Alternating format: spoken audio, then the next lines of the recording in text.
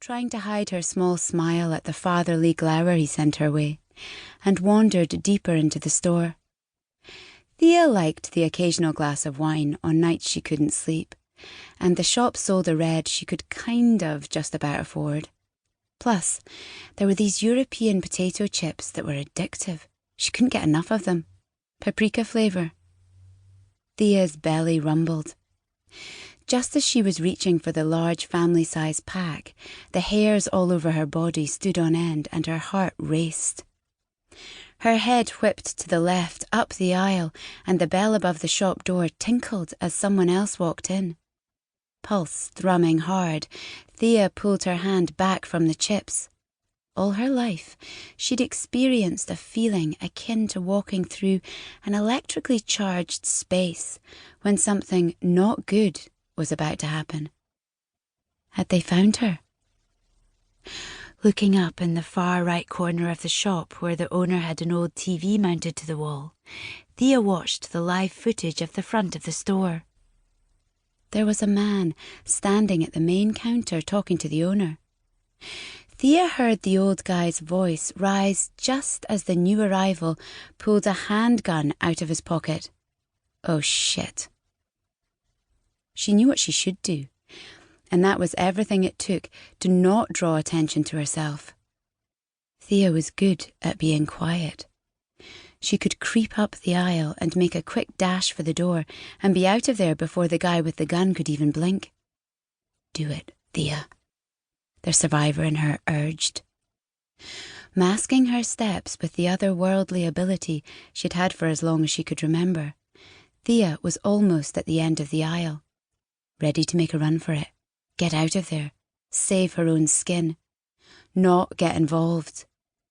Yet, Thea knew that the electrical charge she'd felt earlier didn't happen just because a guy came into a store to rob it. That feeling was like a sixth sense. Something bad was going to happen here. It wasn't her business. It wasn't. But the shopkeeper's concerned expressions of admonishment filled Thea's head. Oh, shit. She couldn't leave him here to get hurt. Taking a deep breath, Thea listened as the argument between the shop owner and robber grew more heated. It sounded like her stubborn shopkeeper didn't want to hand over his money. Really? Is it worth your life? With a heavy exhalation, her stomach churning, Thea stepped out from behind the aisle, and the shopkeeper's eyes widened in concerned horror. The gunman had his back to her. I think maybe we should all... A crack ripped through the air, followed by a sharp sting of pain in her shoulder. She didn't even get to finish her sentence, because the gunman had whirled around in fright and shot her. Thea glowered down at her shoulder and then up at the gunman, whose eyes had widened. His hand trembled. Was that necessary? Thea took an angry step toward him. He fired again. The bullet ripped through her just inches from the last. She flinched at the burn. Okay, now she was pissed. The air crackled around her as she touched the bloody holes in the only jacket she owned.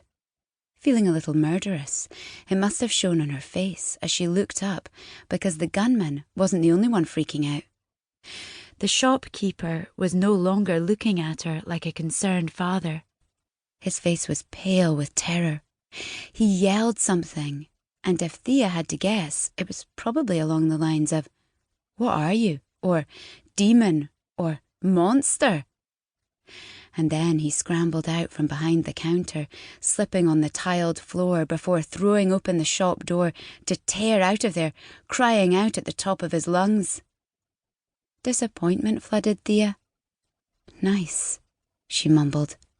She stepped in to help, got shot twice, and that's how he thanked her. When would she learn? She cut a look at the gunman. His tawny skin was pale, his hand shaking hard as he backed into the counter, muttering what sounded like a plea under his breath. Thea knew how she appeared.